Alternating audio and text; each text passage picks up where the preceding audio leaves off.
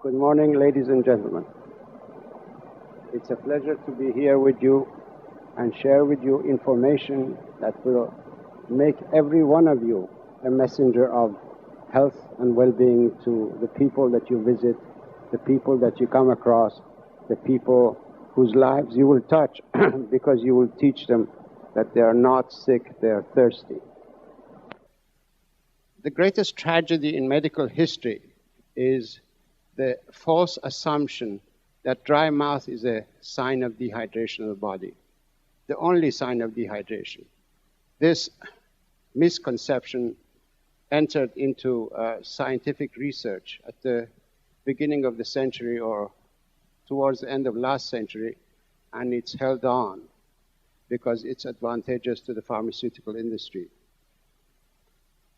The body, in order to be able to chew and swallow food, which is a primary function for our physiology, produces ample saliva, even though the rest of the body may be dehydrated. So this misconception that dry mouth is a sign of dehydration of the body has caused really unmeasurable tragedy in our society, has killed millions, hundreds of millions of people from ignorance. That's the foundation to our modern day medicine. At the end of 20th century, we don't know when the human body is thirsty because we've stuck to the idea that dry mouth is the only sign of dehydration. It was my fortunate luck and the happenstance that I discovered water has curative properties. Water relieves pain. The most severe pain that you can imagine, water can relieve when medication would not be able to do that. And this is on top of many years of medical practice. When I discovered this about 18, 19 years ago, and I've stuck to this information and researched it to the point that now, today, I'm an internationally recognized authority in my field, and I have produced a total shift of attention in basic instructions of medicine and have introduced the concept that it's water that regulates all functions of the body, not the solid matter that's in our body. Today, doctors give you this pill, that pill, thinking that they will find some sort of a solid composition that will turn the tide of events in the body and relieve pain and cure pain. Because up to now, we could not in the past cure any disease. We could only treat them. If you go and study a book in medicine, you will see that page upon page, hundreds of pages are written about any one topic, explaining the situation in the body when that disease is in the body. And when it comes to the explanation of what causes the disease, they all say etiology unknown. In other words, we don't know the cause. Today, we now understand that dehydration that settles in the body, expands gradually, produces so many different symptoms and signs. And because lack of water will also produce physiological upheaval in the body, the conditions that are produced by dehydration have been labeled as disease conditions. So many health problems of our society are produced just by dehydration. We can cure many, many diseases, many different pains, by adjusting the water intake of the body.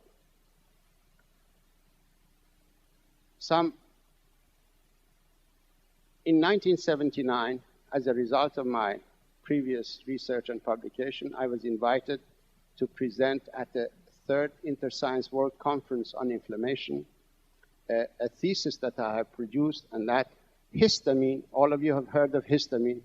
Have you heard of histamine? Raise your hands. You've used antihistamines? Raise your hands. Okay, histamine is the main neurotransmitter in the body that is in charge of water regulation and drought management. water is the only thing that turns off histamine production. So any disease condition that depends on histamine or antihistamine, water can cure. Almost 90% of the medications in the pharmaceutical industry's arsenal of products are either directly or indirectly very strong antihistamines. So when you find painkillers, they're antihistamines. When you find anti-allergy conditions, they're antihistamines. And this is the presentation I made at the World Conference, saying that histamine, the main function of histamine in the body is water regulation.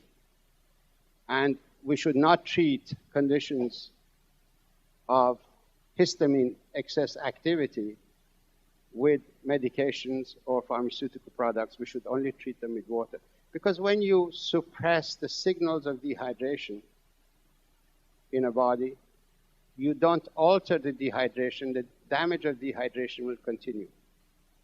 And that's why so many different disease conditions occur throughout the lives of people who are not drinking water, but drinking alternative fluids which don't substitute water in the body. Caffeinated beverages, alcoholic beverages, sodas containing artificial sweeteners, excess fruit juices, they do not substitute water. We need water for the body, and that is what the design of the human body is all about. From water, dependent on water, survives on water, and you cannot replace water with anything. You may hush its cries for water, but you will not alter the course of the disease that is produced by dehydration. The reason why I'm here this morning, the reason why I accepted to come and talk before you, because you are the people who go and make contact with others. You come across people. You can become educators. You can teach people that they're not sick, they're thirsty. And my main concern in this crusade is asthma. Asthma in children. Newsweek has got an article. I recommend you to get this Newsweek and read it. It is May 26, 1997. Life magazine has got an article in the same week about asthma.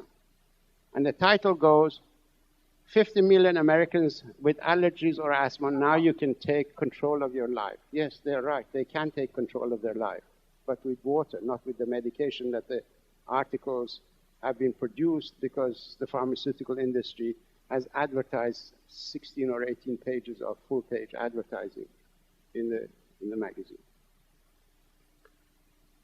When a child develops asthma, it means dehydration. The human body is composed of water. 85% of the brain is water. Every cell of the brain is 85% water.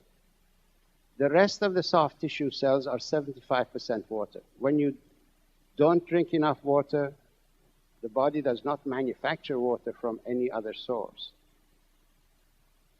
When you metabolize food, some water is produced, but not to the extent that the body needs. So a child that's developing and it's expanding, every cell of its body requires 75% water before it develops into a new cell and the child could grow. We'll get stunted growth. We'll get mental problems. We'll get emotional problems. We'll get DNA damage and so many different disease conditions produced by dehydration can ensue. So please take this message to people that you meet and explain to them. You can always explain to people very simply. The lung tissue is full of berries. The berries of the lung contain air. Excuse me. Imagine this bunch of grapes, to be a section of the lung tissue. Each berry is full of air.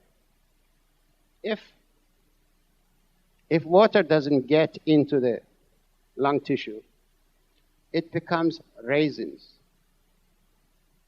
You see, the body cannot afford that. So it shuts down the lung tissue, the passageways, so that air that comes out doesn't bring water out with it, because every time you breathe, when you breathe out, you bring a lot of water out of the body. Asthma is a state of dehydration that the body has installed or is executing drought management program. The lung evaporate. If you give a person with asthma water, very simply water, give them 2 glasses of water, 3 glasses of water, depending on their size and age, they will not get asthma. If they're in the middle of an attack, you can give them water and a little bit of salt, because another substance which is highly antihistaminic is salt. Because in the human body, there are 2 pools of water or 2 oceans of water. There is the ocean of water that's inside the cells of the body, and then there is the ocean of water that's outside of the cells of the body. When the body becomes dehydrated, the ocean outside is maintained.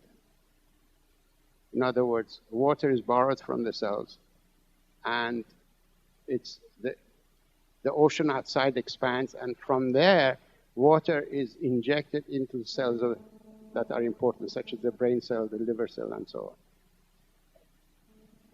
When you have asthma, this is a crystalline salt, sea salt. All you need to do is to give a person with asthma 2 glasses of water and put 2 of these grains of salt on their tongue.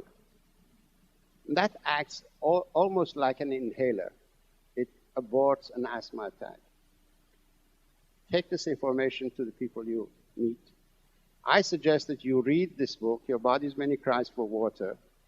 I think you can get it from Caraco and thoroughly become knowledgeable about dehydration in the human body and what are the symptoms of dehydration. And then subsequently take this message to the people you meet, and you become the angel of health, good health. And you will be able to share the information that's new in medicine, and medical profession in the commercial system is not going to take this information to the public. It's up to people like you and I to take it to the public. Thank you very much.